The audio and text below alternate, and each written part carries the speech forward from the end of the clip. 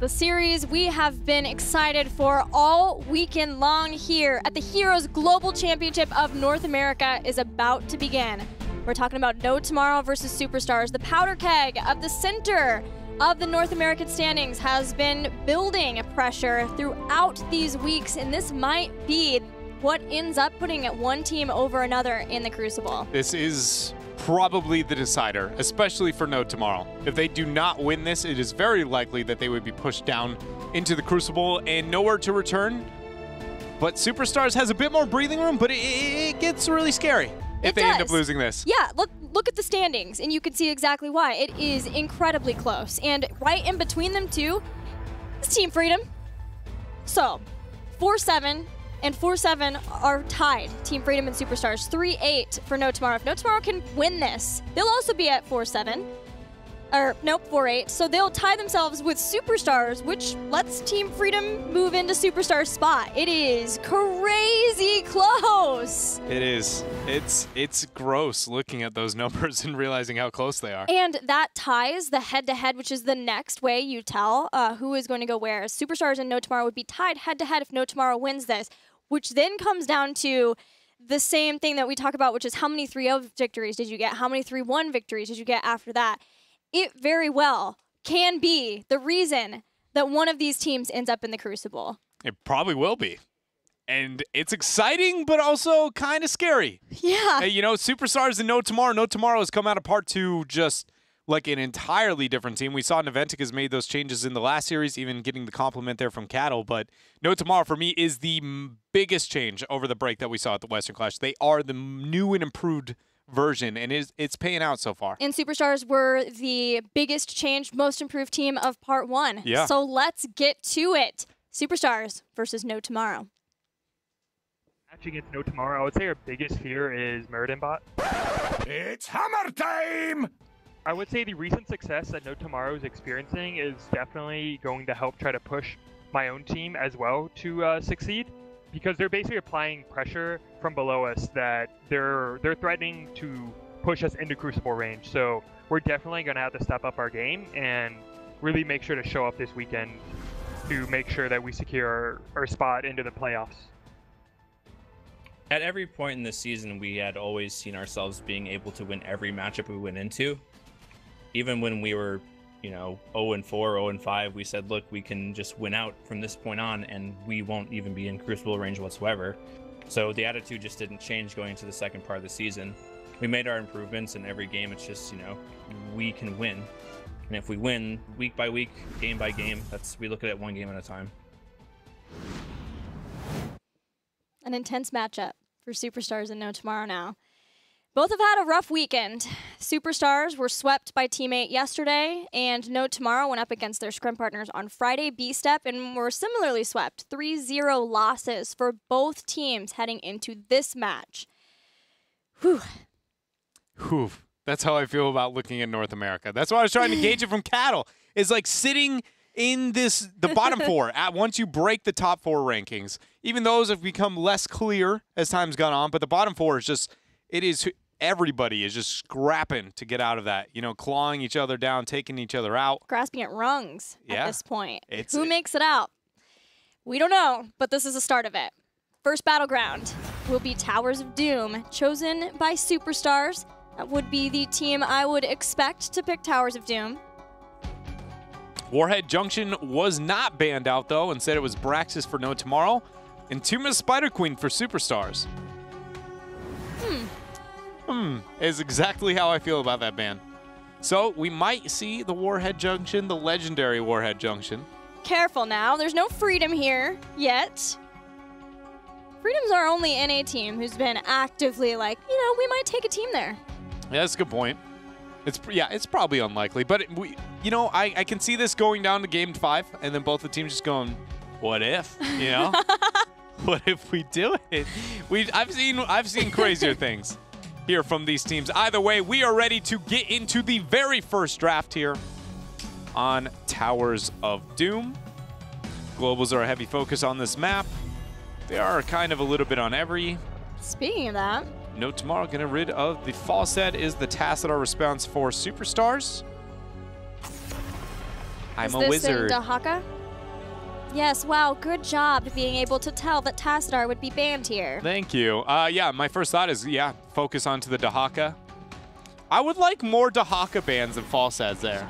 Like, don't get me wrong, Dahaka's awesome. He's scary, but just whenever, outside of Dragon Shower or like where you need a solo for a long period of time, I like Falsad over the Dahaka. He just provides more to the team, better, well-rounded hero. It does seem like a lot of teams prefer having Dahaka of the two. And a lot of that comes down to his survivability, right? If Falstad gets ganked, you have to hope that you can outplay whatever is going to gank him. And if Dahaka has that extra essence, he has adaptation at 10. Straf's just kicking off quick. Malfury and Zeratul was the response for Superstars, and then Vala Zarya for No Tomorrow. Vala's going to be one of the hottest contested heroes of this series, I feel, between Jason and Faye. Even Hosty a little bit. Yeah. These two teams love their Vala. But No Tomorrow will claim here in game 1. We're going to have Goku there on the Zeratul as well. Big playmaker for Superstars, one we're going to keep track of. He's been rising, gaining even more respect in North America since he stepped foot in the North American scene a long time ago, playing for Tempo Storm, and every roster since. It seems like he is kind of the playmaker for his team. Yeah, Goku averages 3.7 kills with Zeratul despite having a losing record with him. He still gets it done. He gets it. He's getting the kills. Sadly, the entire team is not getting the win. Ario's going to be the hover and the ban for Superstars, rid of the Zarya Vala. There we go. And the Ariel. Never want to give up those trio. What does No Tomorrow want to ban? Abathur. No surprise, considering it's just been the go-to, what feels like, for North American teams on Towers of Doom. And there's a Zeratul on the other side. Right. Nobody wants to deal with double Zeratul. Or even a Zeratul with Symbiote. Yeah, it really hurts in every way, really. So now with Superstars, we're still looking at a front line for Srey. Like, He's been playing quite a lot of Murden, but a lot more of Varian. Yeah, and I just don't want to see that here. I really want to see no Varian from them. But that was my first thought. It's like, okay, here comes in the Varian for Superstars because of how much they played it recently. Yeah, and Varian both of the games they played on Towers, too.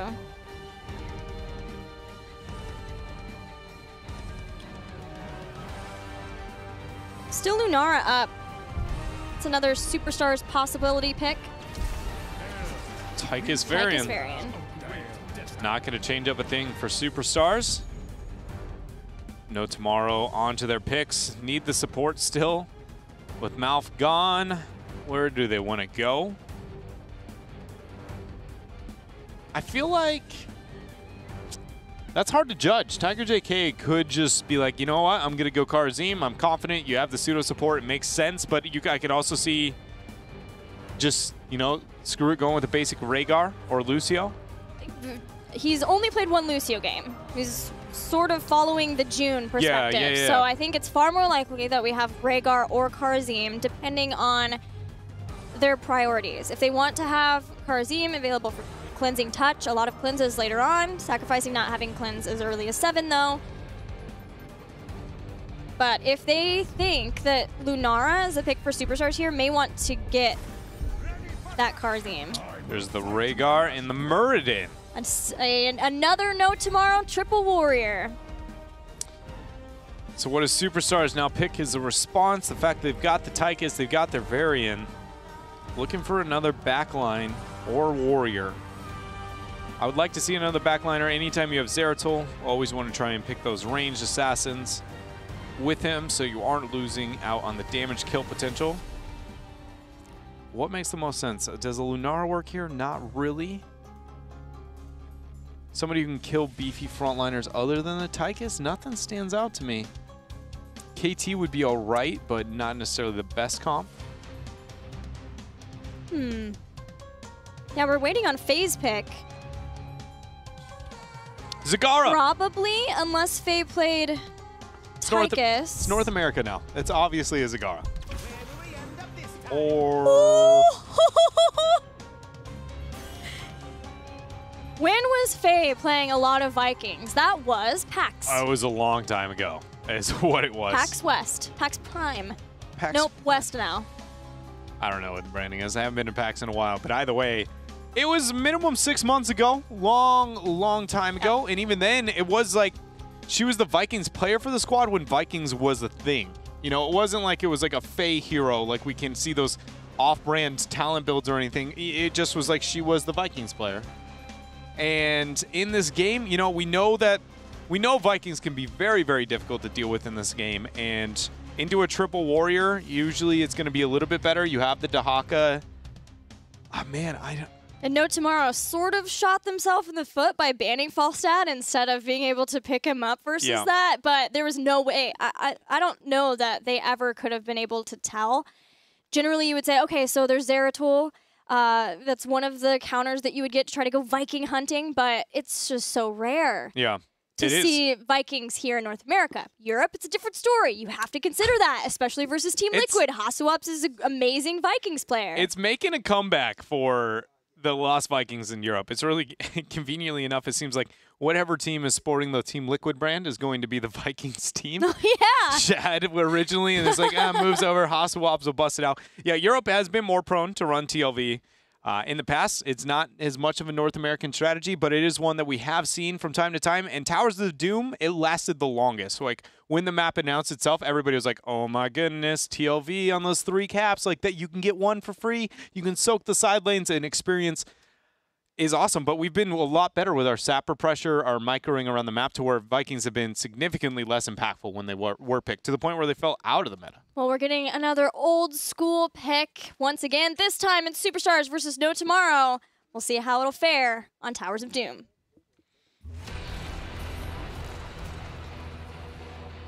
In the blue here is going to be Superstars, trying to make sure that they keep themselves out of Crucible range in this series. We're going to have Iacona playing the Malfurion. Saray, as always, is going to be on the very end there, playing a lot of that recently. Faye, she's going to be playing the Lost Vikings. Goku on his Zeratul, and last year we're going to have Hosi on Tychus. Their opponents, No Tomorrow, trying to climb out of Crucible range. Tiger JK playing Rhaegar. Murden played by Airho. Casanova playing Dahaka. We'll have Jason playing Vala, and Talking Trees will be the Zarya player. TLV's already split up. All 3 lanes there for the Vikings. And it's going to be a 4-man pressure on the bottom front wall already here for No Tomorrow. Members of Superstars rotating down. Not going to gain too much yet. So with the Lost Vikings, the way they're separated, hold on, we've got a shark in the waters for Goku.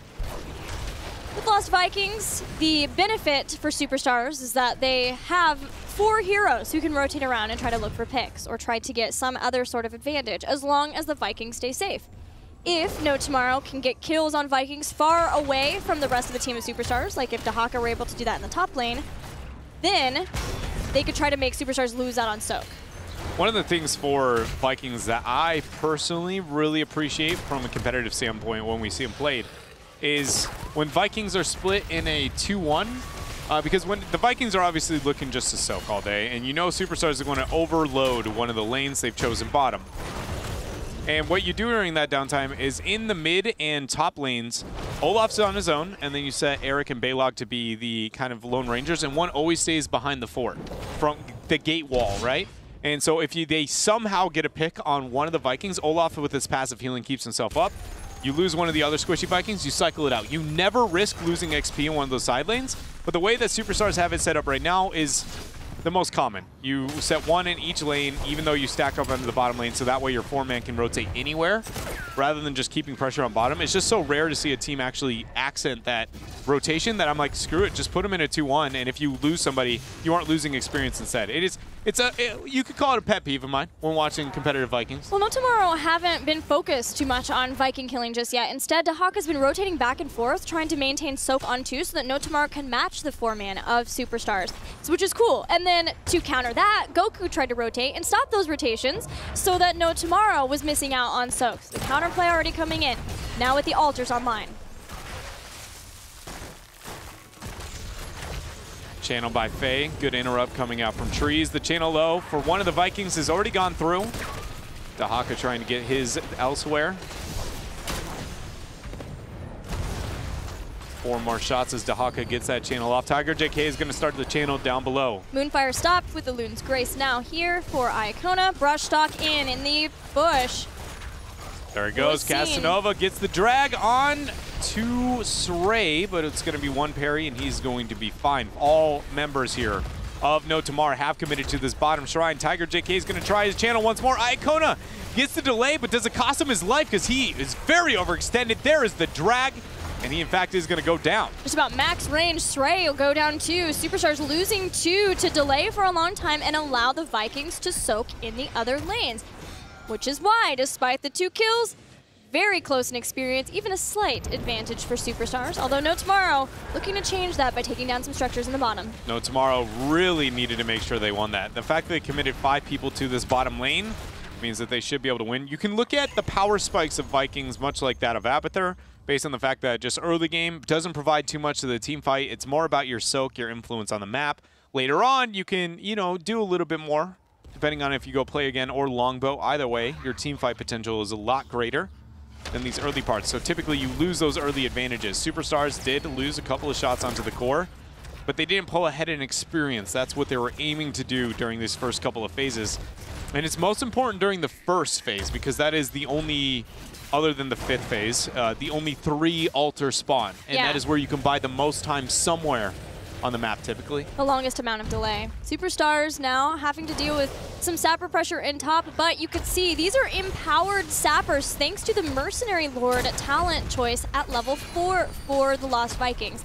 They also have Viking bribery, so hopefully for Superstars the idea is that they'll just be able to keep that sapper pressure up constantly. As long as they are available, they can pick those sappers up. So a nice win for No Tomorrow 2 to get not only their own camp, but the one in the top. The Vikings just hanging out. It's all about this bottom lane, Nobody cares about the Vikings getting the soak. We want to see the battle. Altar going to be up here in 20 seconds. No sappers for either side. It's all going to be about when does the burrow happen, how much soak do the Vikings get, especially because Urho being able to survive that. Casanova's already down here, so what are we going to see with the Vikings rotation? What is Faye going to do? Does she try and commit, or do they delay as long as they can, and it's all about the side soak? They have some good delay tools, especially Moonburn. So as long as Iacona can be zoned away, the Viking sneaking down and stopping Tiger JK, that is just salt to the wound. It very much is. Tiger JK goes for one more. No, Eric, he's got another delay there, but might cost Sray his life. That's going to be 2 of his parries. Dodges the drag. Faye coming in for that 3rd interrupt. Tiger JK. I like how casually he does it too. He's all adorable, walking up, throws a slingshot at you. He's like, oh, thank you, and then just walks away. In the end, though, No Tomorrow gets it. This delay did go a little bit better for Superstars than the last. They are ahead slightly in experience, trying to get heroic abilities faster than No Tomorrow, but not a huge amount. It's enough, though, if they can get this invade, especially Urho noped right on out with that dwarf toss. Ray's on the point, dropping the 2nd parry. That's going to be his 3rd as he goes down. A kill just in the nick of time before Superstars got heroic abilities. Play again, choice of heroic for the Vikings. Everything else as we would expect. Now No Tomorrow have a bit of time where they need to catch up in experience to heroic abilities of Superstars. Superstars look like they are going to respond to the sappers, maybe get some pressure out of their own. Good job getting the body block there to not let those go in, and with 10, they shouldn't be giving anything up. The Vikings, man, have seen so little pressure. They have gotten the soak. You just got to question if is that enough, right? The 3/4 of a level that they managed to pick up. Man, Urho, half a second away from getting that camp. The taunt comes out. The Avatar's going to drop. Twilight Dream uses. Ancestral Healing will go off after this Void. Expulsion Zone even to make sure that he can walk away and not get taken out before then. No Tomorrow on the retreat. The top sapper camp was taken earlier by Superstars, and that did take down the towers in the top. So now that the Vikings are getting more of a control there, you can see they've gotten it again, and the Mercenary Lord will again come into play. Spray goes in. Doesn't drop a taunt yet. Still going to have that cooldown. Sapper's free clear. Vikings still pressuring out up on top. Not gotten the fort yet.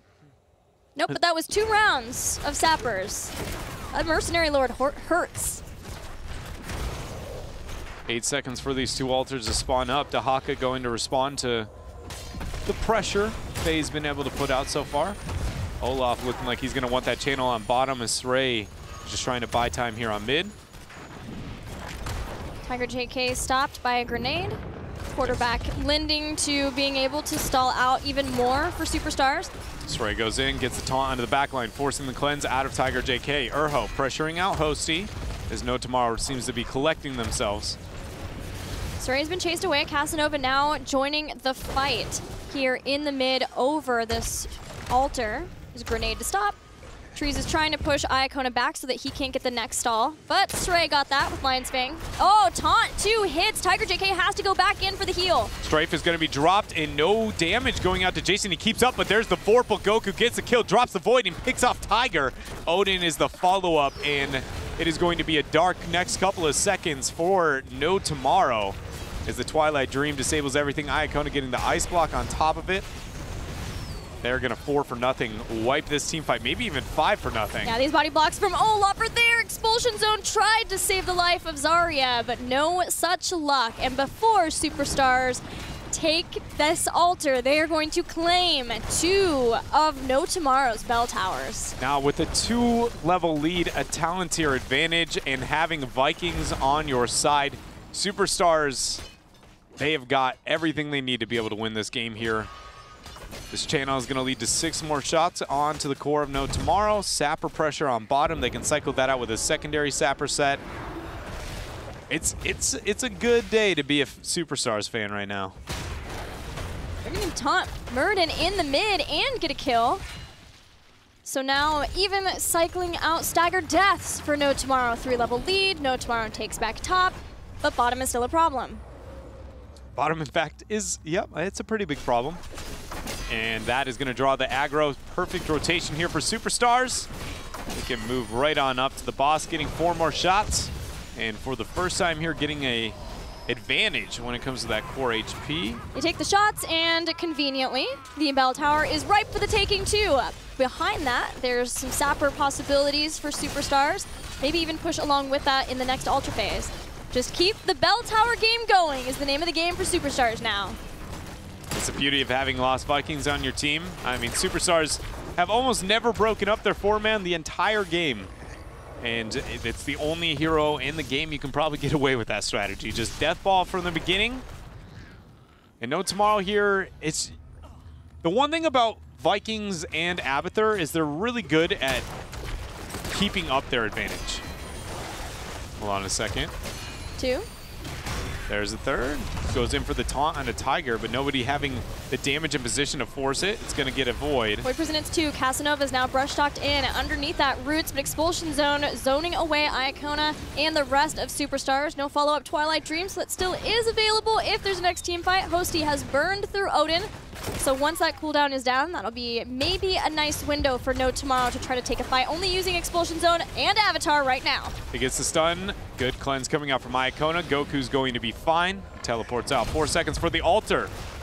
Faye goes in for a stun onto Tiger. Can they get this channel? One of the Vikings already starting it. Dahaka's the only person who actually stopped this. Faye goes in for the stun and body blocks off. They get it, but it costs a kill on the side of No Tomorrow too. This was a huge power play here for Superstars. Yeah, they get the kill, and they were able to stop Casanova from getting in to stop this channel. 28-14, doubling the core health of No Tomorrow is Superstars, and still with an incredible experience advantage in Game 1. There goes a taunt, the root. Good night once again. Murden cannot survive this CC chain that Superstars has. Thought No Tomorrow might give up that last shrine rotation just because it was very unrealistic for them to kind of stop some of those shots. I mean, obviously losing a member 2-3 staggered deaths is kind of just the worst case there. but they realistically could have just soaked up on top, got that pressure out, and try and bank on a later part of this game. Because what I was trying to touch up on before is that Lost Vikings and Abathur win a game harder, kind of like Sylvanas, but in a different way. Sylvanas takes like, oh, you want a team fight, and you can take any structure without being afraid to die. Whereas Vikings and Abathur, naturally when you're winning, you're pushing lanes. And so when you push out lanes, if your opponent's smart, they aren't pushing them back for free, giving you free experience, which means a winning team, unless there is an objective up elsewhere, is essentially giving free experience to the losing team, except for Vikings and Abathur. They actually keep that gap, like we saw Naventic actually do on Battlefield of Eternity. They keep that gap between you and your opponents even the whole way through, because they soak lanes that no other hero in the can can't without dying. Safely. Only like Medivh is one of the only other exceptions. Right. And even he is not in the same way. Oh no, Jason falls roots there. Iacona steps in. Good cleanse from Tiger JK is going to allow Urho to withdraw. Expulsion Zone knocked Iacona out of Twilight Dream. So No Tomorrow will not lose anyone else at this moment unless they dive in to try to take out Tiger JK. If they can just buy any time, that's game. It's all about the shots. Bottom is free, top left is free, top right is the only thing that No Tomorrow can delay where it's not game over right now. They do. And No Tomorrow are trying to just stop from all the bell towers being under control too. So this is a no-win situation that Superstars have put No Tomorrow into at this point. That is the third one. Superstars with Lost Vikings. Mid, can they do it? There's one. Can he get mid? Oh! He got it! Wow. There's still an altar though, and look at the zoning routes. FaZe starts the channel. Casanova's there, but he's gonna definitely pay for it with his life unless they can get kills right now. There goes the play again. Iacona does not have his way out, but he gets the bolt there. There is gonna be the pick onto Vala. Ancestral connects for Tiger JK, but the Twilight Dream is going to lock down Casanova and another member dead. 2 dead for No Tomorrow, 1 only for Superstars, as this is the last altar of what could be this game. The health bars are low, somehow, some way, being 4 level leaded, then down to 3. No Tomorrow still push off Superstars. They did it. They stopped it. They did. They did. I never in a million years would have thought that. I thought that was 100% going to be it. So 26-1. No Tomorrow. 20-17. They bought a win. Yeah, they bought a win. 11-4. We can just keep saying numbers that are Superstars over No Tomorrow, and they're losing in all of them. It's not a pretty game here. It would be the biggest comeback I think I might have ever seen on Towers of Doom, but it is the battleground where you can do that. You can make those comebacks happen. And, you know, Give Me 20 just finished. I feel like that might be enough. Not really for Zarya to come back in this game, but it's a window. They see that the boss has started. Urho knew that. How fast can the members? Oh, wow, this is a lose-lose. The Sappers on bottom win the game, but so does the boss. Which one do you want to stop? Urho already gone. The Sappers moving in. Dahak is rotating down to get rid of the Sappers. That's aim. Man, they couldn't make it in time. I can respect why that game was as chaotic at the very end, to try and stop the game from being lost on the side of No Tomorrow, but that is not necessarily one of the ways you want to go, where you're like, Sappers, really? We could have stopped that? Yeah. But you're like, oh, but we would have lost boss if you don't, Vala doesn't rotate half a second faster. It's just Superstars were amazing at creating those kinds of situations throughout the game. Yeah, definitely. All the way at the 5th altar where we saw the double-triple, the triple-double. I don't want one of the two.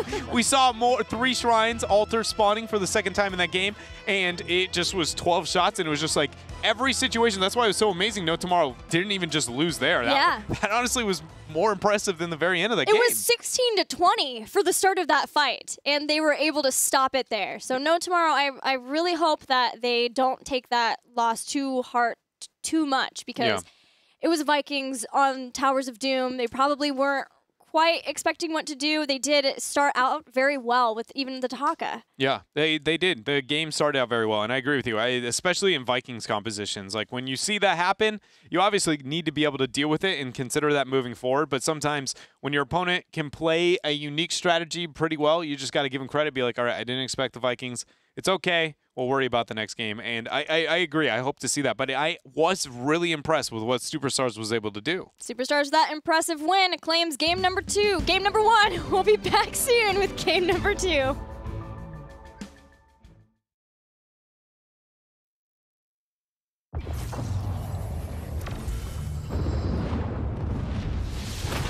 The demon Asmodan had his ultimate victory within reach, until the opposing heroes dealt him a devastating defeat. Asmodan went back to the drawing board and rediscovered his love of the game. The Lord of Sin became the Lord of the Slam. This is my house. Let's see if you've got game.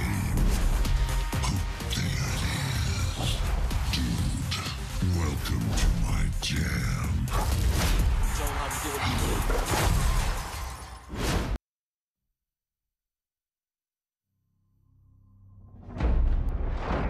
The most important thing I've learned in all my journeys is balance.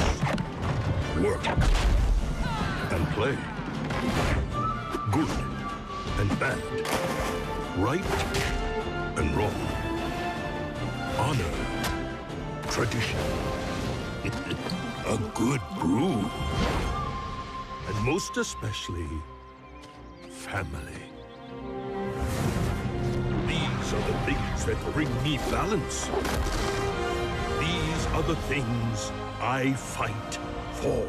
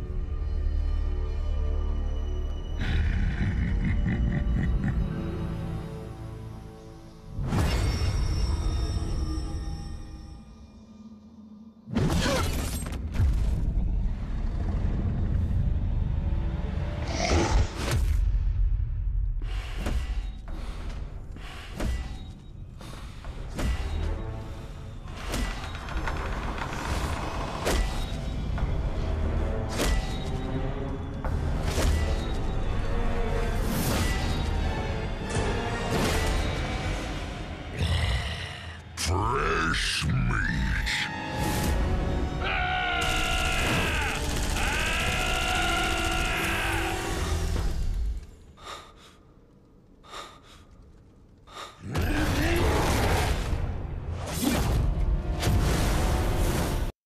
Game 1 under our belts, and we are moving on to Game 2. Soon to find out what that battleground will be. But knowing no tomorrow, they like first pick. We'll see if they chose that here. Superstars, given that option then, would probably choose, or what are you thinking battleground-wise? For Superstars, they feel... I'm channeling my inner voodoo here. My first thought is just Dragonshire because it's like normal right now in North America. But if I was to mix it up, my first thought is Tomb, but that's because it's Ray and they banned it. So I don't really know. Just because when Ray was a part of Tempo Storm very early on for like the 1 week before I pulled away from the team. Tomb and Spider Queen was the stuff, man. But we're going to Sky Temple here. Sky Temple chosen. This is an interesting one when it comes to the drafts of these teams. We know No Tomorrow plays quite a bit of Triple Warrior if they can get it. Heck, they played it in the last game. This is the one battleground where, similarly, Superstars like to play Triple Warrior with Zarya is Sky Temple. In general, if Zarya is picked, it's only the second warrior. For Superstars specifically, it enables Goku to be able to play something more aggressive, like his Zeratul or his Valera, but this is the instance where both of these teams, Zarya is going to be hotly contested. And one thing as well to keep in mind for this series is Superstars started as the we can draft anything team. And we just saw, for the first time, the closest thing to cheese they've busted out, outside of one Cho'Gall game. Rip in pieces SSOC. The SSOC will live on in our hearts for forever, but that was a different drafter. You're right. So for the first time, under our modern day drafter, which is Hosty, we have cheesed one time, and even then, I don't know how hard the Vikings are in the world of cheese anymore, right? More than it is just like it's one of infinite many strategies you can go into. It just makes me wonder the thought process for Superstars, that they open a series after being the we can draft anything team and almost never cheesing, and then opening the series and like, here's our cheese, going with Voss Vikings. Do we see that again in game 2? And they just went the whole series, was like, we're going to cheese them out, not even risk it, just cheese the whole way? I think it was more a canned strategy, specifically knowing that Superstars would get the Battleground choice. You call it a canned strategy? A canned strategy, yeah. Like they practiced it, they put it into a can, put the lid on top of it. We're like, we're going to save this. Okay. And then until Sunday. I take it off, and then I pop off the lid, and I get out my cracker, and out pops some Vikings! Because it's cheese on top of my cracker. Oh. Because you can can the cheese. I forgot the name of it, but you know what I mean? Cheese whiz. There you go. Some good old cheese whiz. Nobody puts that on crackers. Don't they just like insert directly into mouth? Yeah, you do. That in your, what is it? There's a sandwich with it. I don't know. I'll remember in a moment. Either way, this draft is interesting based on the fact that we see a Zeratul ban for No Tomorrow. And No Tomorrow did not pick Zarya. Yeah. So does Superstars pick it in? Like, just go for the triple warrior? They have to be like, is this a... Is this a trap? Yes. Is this, in fact, a huge trap? They aren't sure yet. They pick up the Falstead. That was their first step to test the trap. They walk conveniently around the trap now with the Murder pickup. Just avoiding it at all costs. There's a huge sinkhole here on Sky. Man. This is my thinking position, I've decided. Every time I do this, I feel bad because it looks like I'm just like, but this is where I begin. I'm in my zone. You know what I'm saying? I do. Something's happening. Something is happening here in this draft, and I'm missing it.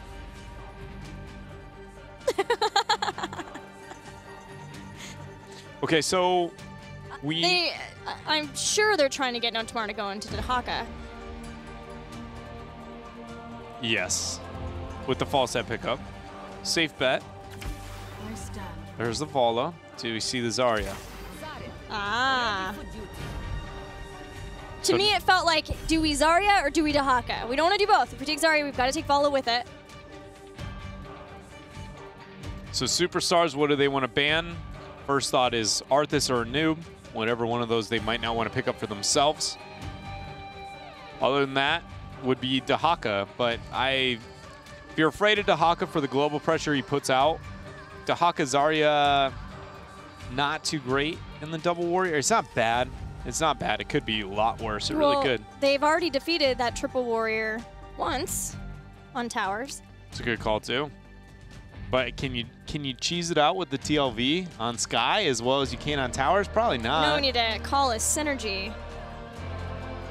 They play Vikings just about anywhere. I think they did because they played Longboat Raid on Sky. They did, huh? Yeah. I've seen some crazy stuff. I saw, you know what, I just have a screenshot of that game in my head to remind me of that, and it's a boat next to a boss. For me, it was the most innovative European Sky Temple Lost Viking strategy I've ever seen was from Shad.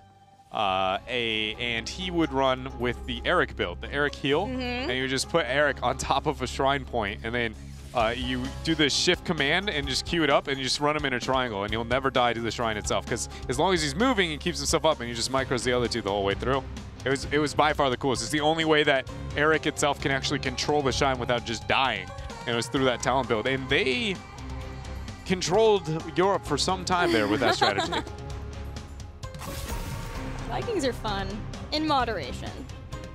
Yeah, like very little. Just like of cheeses. Them. Like, yeah, just like a sprinkle. I can handle them. So we have the Tychus ban. The Dahaka was removed for Superstars. We touched up on that a bit. But Superstars has to find an answer right here because they're facing a very standard, tried and open-ended. Yeah, it's been tested. We know it's a thing, you know? And they very much know it too. They've seen bits and pieces of every variation. So what is the response? What do they truly think is the answer to that comp? I like me some either Tyrael or Arthas. plus any, like a Greymane, any good backliner with some execution capabilities. Except versus B-Step, No Tomorrow played Lunara on Sky Temple, so whatever Superstars are going to do, they need to make sure that they can deal with that. Arthas and Gul'dan, so leaving support until the end. This is one of the few cases I actually really enjoy leaving your support, just based on the fact that the Warrior was a must in that rotation. It's whether or not you want to support and flex your back damage, but damage is very limited for No Tomorrow because you know they need a minimum of 1 Warrior, and every other damage source they could be going for, there was none worth that ban itself. Yeah. So, or worth the waiting it out and adjusting. It's removing it would be more valuable there. And I like that from Superstars, the fact that they aren't trying to save that and you can adapt with the last pick, because you might need a unique support or you can just go with the casual Lucio. We're looking at Airho now. A new Barak. More like a new Barak, am I right? I think you'll be right. He did play a noob fairly recently. His Muradin has been gone. It is, he hasn't been able to get, he did have it last game, but he won't be able to get this one. A noob and Valera. Don't, just please no Ariel. That's the only thing. That's the only thing I hope. Ariel just doesn't have the tools to keep up No Tomorrow with the skirmish between Gul'dan and the Valera diving onto it and everything of the such. With a double, okay, you have double Warrior, you want to dive in, Gul'dan wants to sit back. You have to baby Gul'dan for him to be effective. So what do? You need to make sure you have somebody who can deal with the Valera getting dove upon, but then also heal the front line at the same time. Ariel can't do all 3. She's either does 1 or she heals the other 2. So one of the other supports makes a lot more sense. I don't know if anybody, like Karazim has air ally to be able to reveal. Nobody else stands out too much. Yeah, it's Iacona, so we'll get Rhaegar. We'll get the Doge. I mean, Superstars draft is terrifying. No Tomorrow's is solid too. They've got the, as we talked about, the tested composition, a new Barak for their double Warrior. It's the Valera that stands out as kind of questionable. There are no melees to counter-initiate on. You know, nothing stands out too strong on that Valera pick is the last pick for them. Just checking to see if we have seen No Tomorrow's Valera, and we have not. So this will be the first time Casanova drafts Valera into the Nexus. Nice. We'll see if it's still the ambush build. I feel like the world's kind of accepted that as the superior build, so I don't think we'll see too many fluctuation there. I'm just afraid into a double mage. Normally when you see a stealthy with high burst, you go, oh, double mage. Yes, that's a dream. But Valera, again, with a little bit weaker on the mobility sense, at least till 13, would make her very vulnerable into a double mage compared to people like Zeratul. And then also, she's best on just countering momentum and initiation. You aren't going to stop Arthas. You aren't going to stop Muradin. Both of them will be up in your face applying pressure. So unless she gets like a pick on Rhaegar, he's going to be like the easiest target to go for and the most valuable, but it just feels very risky for Casanova. He's going to have to carry. The players are ready, so let's see if Casanova can do just that and carry No Tomorrow to get their first victory in this series.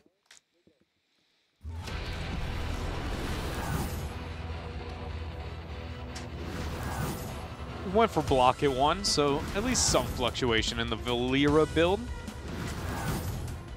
But even that is not, I guess it's not. That's the norm. Yeah, I guess it's, I was going to say, it's not technically that crazy. So wait, what is a Valera norm build for you then? You go with combat readiness at 1 with that, and then initiative. Okay. For the extra combo points. And then ambush. Situational ambush. Yes. Okay. And then we did see a lot of Thistletea at 16, but then a lot more lately of exposed armor, so that if you don't get the kill, then they are vulnerable. The Thistletea felt more Psalm. Yeah. Right? And then it did everybody else. That's true. And Psalm was probably, I think, our first Valera. Yeah, he was the first Valera in North America. 1-4 is going to be the split here on Sky Temple. No Tomorrow absolutely adores trying to take out front walls, man. Early on. They do it anytime and every time they can. Good opener there for Casanova onto Hosi.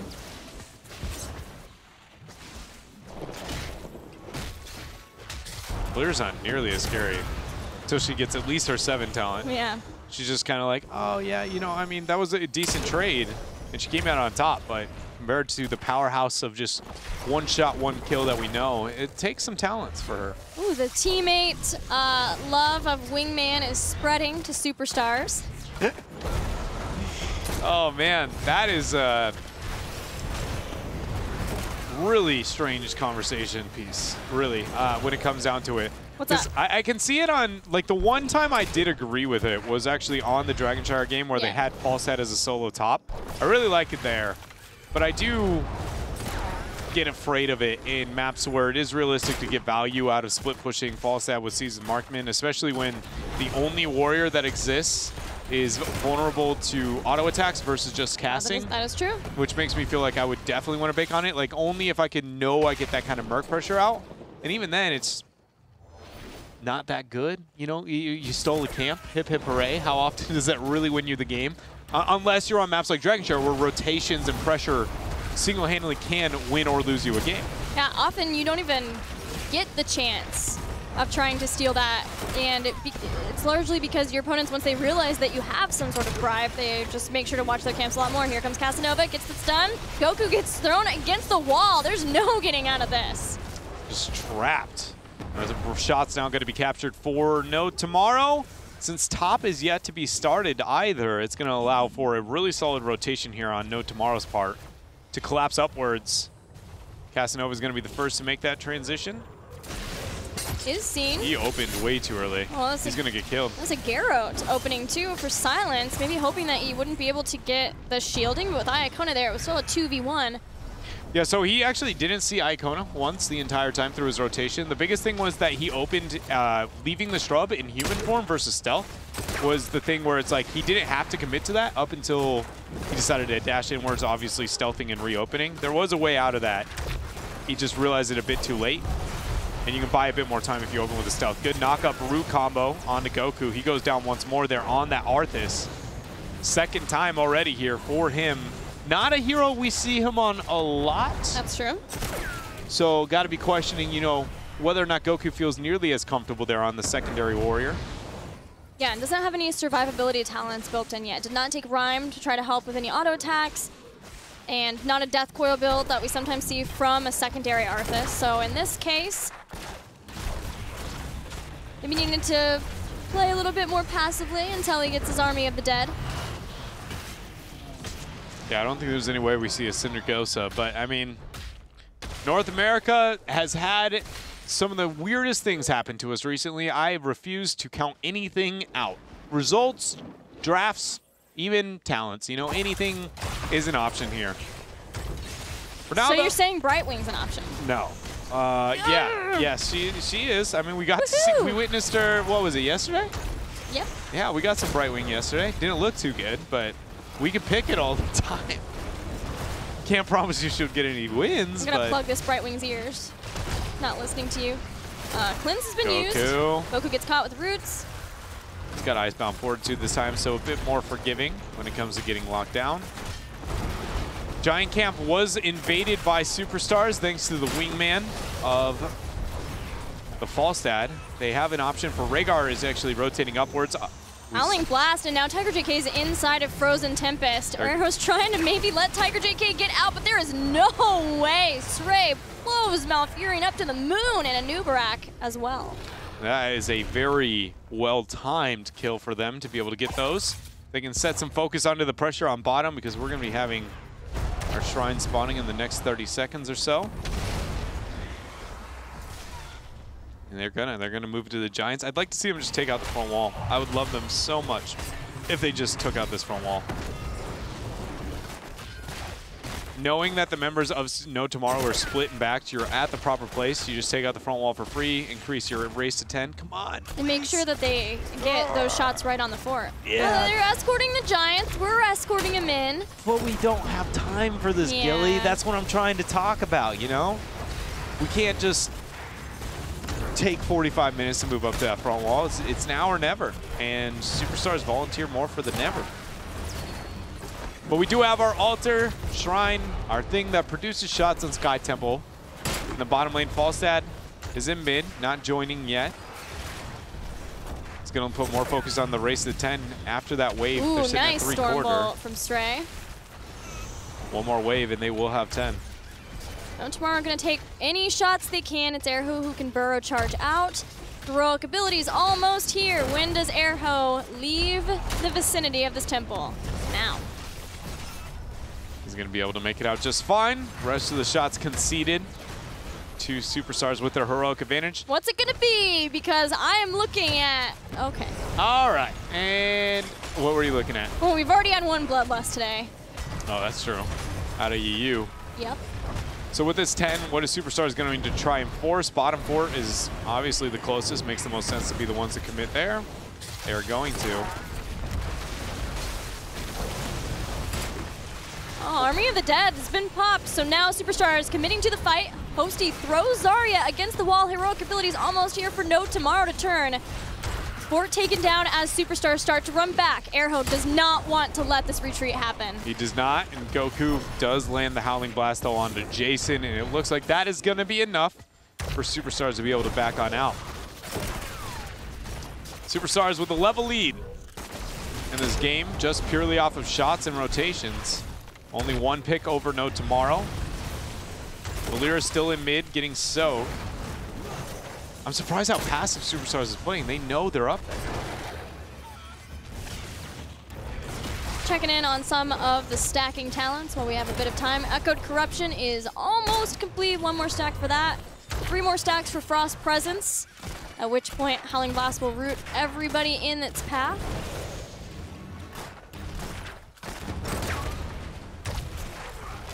There goes a burrow, the knock up, the root is there on Stray. Got a lot of damage out. Faye got a bit there with her Corruption and her Fell Flame. Echo Corruption completed here at level 1, so she suddenly becomes a lot more terrifying of a Warlock there. Getting double, I guess it's not technically double, but getting more of the circles. Does it double down on the very end one? It does, so it is technically double. Yeah, so it's not 1, 2, 3, 2, 1. It's 1, 2, 3, and then it drops 3, again. 2, 1. 3, 2, 1. Yeah, I didn't actually know that. Today I learned. No. Smarter every day, Gilly. The more you know. It's been for having Valera, fairly passive game. Tame is good. Tame is the word I was looking for. No, I agree. It's been surprisingly like this, but then nothing happens. You know, like That. I think that was a perfect example of what we're talking about. Like, you just witnessed a spells and action and even a bit of damage being exchanged between these two teams. But in fact, nothing happened all at the same time. Temples starting. 1 in the bottom, 1 in the mid. Ooh, Superstars. that young stealing wingman? away. My goodness. Let's see how much that really gets. They're like, making it happen. for the They're making sure they get use out of it. Yeah, I'm excited. I want to see what beyond buying what is this top fort, really, in theory, is what Wingman gave them, because it bought time to not capture that camp, and they all rotated out. There's a couple other reasons why they were able to get that fort, but we'll just say for the sake of giving Wingman a lot of credit, he got him a fort and a bit of damage on the front wall. So they sieged up in the top versus trying to steal away the rest of the shots from Talking Trees, who was in the bottom. 1 fort remains. It's pretty low in health for Superstars, so just slight advantage experience-wise for Superstars, as well as structurally. Man, some of the scouting and anchoring we've had is just crazy that somebody hasn't gotten caught out there. Like Urho right there, I thought for sure he was just dead. But he's going to be fine after the burrow. He's still hanging out, man. Big corruption there from Faye. Valera looking to rotate down. Nobody committing. It's all about the shots, man. In this downtime with nobody having the advantage, what could they be doing? There's a pretty big wave on the side. Red minions up on top. Yeah, it's gonna take a bit to get over there. But Superstars want that because they are the closer team to 16. Meanwhile, No Tomorrow just wants to get kills, wants to get picks so that they can try to catch up in experience. We just saw perfect reaction to every time you see Army of the Dead popped. Immediate withdrawal. Walk away. Oh, this was such a beautiful rotation. There's no way they get. Do they get this for free? Seriously? No way. Hello? Howling Blast checks the bush. We see it now. No Army of the Dead to get on this point. Ballstead's not there for the flight. Casanova drops smoke He comes bomb. down. He's gonna make it. He's there. Can he gust? He does. Nobody can get onto that point though. They're all at a choke point. They take out a new Barak, and Superstars lose the boss possibility. They get 1 kill. They are going to lose Goku potentially. That tornado is the real MVP. Goku's like, no. You know when you have that, No, please. that really awkward interaction His in a new name hallway? is Dorothy. Where you're like, okay, all right, so I'll go right and you go left. And you take the mistake not realizing it's the same direction. And you get that limbo where you're like, Yeah. you go this way? No, I'll go wait, that way. no, And oh, you're oh. like, oh, man, that was Goku in the tornado for like 40 seconds there. Goku in the Tornado sounds like an amazing album title. Goku in the tornado? Yeah. What genre Or of even music? a band, Goku in the Tornado. I agree. It is weird how... Called it. I called it for my band. Okay. Don't you steal it. Oh, man. See, Steve had a really good one for mine. I don't remember. It was like something really lame, but he always gave me an album. I'll see if I can come up with it and remember it. But for now, after that amazing, crazy, hectic, whatever it was, fight, 16 Talent Tier is here for Superstars, not for No Tomorrow. They're getting the shots up on mid. Giant can't pressure out on bottom, but Falstad has no focus towards that. No, he quickly decided otherwise. And these shots not going to get a keep. So we're still at a pretty close to dead even game, minus that 1 initiation. Casanova protecting the Giants, but now may get caught. The flank's coming around for her. It's just Goku. She's fine. Falstad flew for it, man. They're all over the place.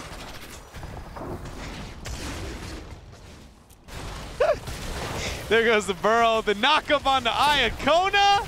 Do they have the damages? They do not. Big Horrify gonna split the C's.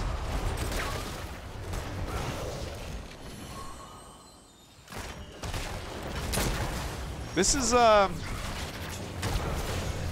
another case. Man, Valera got caught in the bottom. They finally got it. That's worth. They might be able to get more. Good cleanse. Yeah, there's a great cleanse. Talking Trees is still in trouble though because Expulsion Zone did zone 1 away, but not the rest. Superstars. He just casually accepted it. Throws out the beam. Tiger JK has got pressure. Stormbolt doesn't land, but he has also accepted his fate. Go to the very top corner. Now B-step. As you can tell, this is scripted if he B-steps. Scripted. Stray did it instead. Counter B-step. No respect unless he counter B-steps. Done, man. So, Gilly. Dread. A lot of things have been happening. That's true. I'm new to Heroes of the Storm. All right. Can you break down what I might have experienced over the past couple of minutes here in this game? Well, Superstars took a while to chase down 1 kill, but then once they got that, went back, got another one. They've got a 2-level lead. Does that mean Superstars is likely to win this game, or?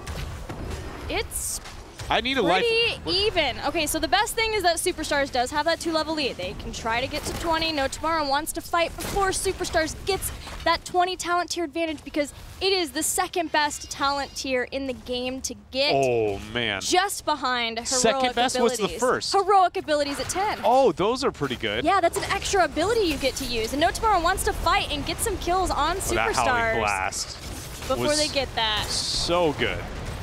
Her Ho's in a pretty rough spot. No Tomorrow's still in this, though. They're trying to separate them out. Howling Blast, once it gets stops, and Goku's trying to avoid everything, including roots. But Goku's been doing a fantastic job keeping eyes on Casanova anytime Casanova tries to come into the fight. Shots here for No Tomorrow going to be captured, even though Superstars has the experience advantage. Yeah, but the mid keep is all but gone. There is Mercenary Camp pressure on the top lane. There's still one temple left too, so Superstars can regroup, which is what they did. Now they come back in. They still have Horrify. They still have Ancestral Healing too, so very key heroic abilities. On the other side, Twilight Dream would be something that could help, but not before losing Vala. Superstars are not done. The Howling Blast lands onto 2. Srey with the Stormbolt max range lands on the trees. He's going to be going down. Urho will be able to make it out, though, with the heals of Tiger JK. The rest of the shots are going to be forfeited now to Superstars. They have got themselves the 20 talent tier advantage. They're going to have a double keep and a half. Double keep and a half. That's an underestimation. They're going to have more than that. After these shots are said and done, it'll be keep and 3/4. That's what I'm going with. This is part of the mini games I play in my life. I like to play this game too. So what's your bet? Half. Yeah, it's half. I'm wrong. You definitely are right. The towers. You cheated. You got to see more. It's not good. It's true. 20 though. That's the important part. Here comes the fly. Tiger JK cleanses Casanova, but Howling Blast is still here to stop him. Goku trying to get that first kill of the team fight that may just be the end of the game, and Superstars getting a 2-0 in the series. Keep above 50% HP, so we were both wrong, but you were definitely closer. And that means the next altar is pretty much game, but Tiger JK caught out of position. Twilight Dream was actually interrupted. 8 seconds for that to be back. No bolts, no ice block, and Malfurion is outie. 500. Srey is giving him the axe, giving everybody the axe too. Kills Valeera, goes down. Srey chasing down. Stormbolt hits Airho. Antry is the only remaining members of No Tomorrow, and they are doing all they can. But with that kill, Superstars have sealed the fate of No Tomorrow in game number 2. And though it went to 18 minutes, it may have seemed pretty close. 13-2 in kills with a 3-level lead. Superstars feeling comfortable here in this series. Now up 2-0. A quiet game in a lot of respects for a while. Yeah, it was. I think that was a good one. A quiet game. It very much was. There was a lot of, so I see you over there. We're going to hang out here. We'll figure it out later. But for now, if you could just be nice, that'd be cool. And they were like, okay, we'll be a little bit nice. Yeah, it was after the couple of picks for No Tomorrow that Superstars were like, yep, we're good. We're going to turtle for a while. We will try to fight you at boss. We'll lose it, but we'll start getting some picks of our own. But they turtled until they felt comfortable, and then control of the temples late game was about all she wrote for Superstars. Superstars had a legendary comp, right? Like we talked about the Valeera pick, about 0 situations in that game that we got to at least experience where it felt like she was providing something to the team fight other than just a little bit of burst, you know, any ranged DPS that felt like could have secured that role. And it just also Superstars had a legendary comp. The fact that they had, you know, they had the Falstad, they still had the Arthas, they had the Double Warrior, and a top tier support across the board. There was nothing in the draft phase that it felt like No Tomorrow limited or restricted any part of the hero pools for Superstars, and I think that has a lot to do with these results. Don't get me wrong, I think Superstars, at least off of the games today, is the better team, but draft is a pretty big influence here versus No Tomorrow. Superstars 1 game away from getting, above all, a nice break from the pressure that's coming to them. We'll see if they can close it out after this. I once ruled Ashul Nerub. Then came a war I could not win. I was forced into servitude. But here, in this strange place, no one commands my power. I will conquer the Nexus. Those who oppose me shall embrace the web of death. I am a Nubarak. I ruled once before. I shall rule again.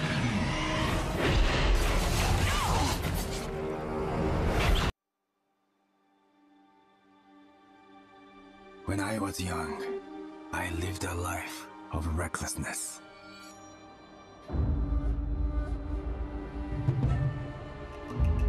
In my selfishness, inflicted pain, and hurt those I cared for. I have learned many lessons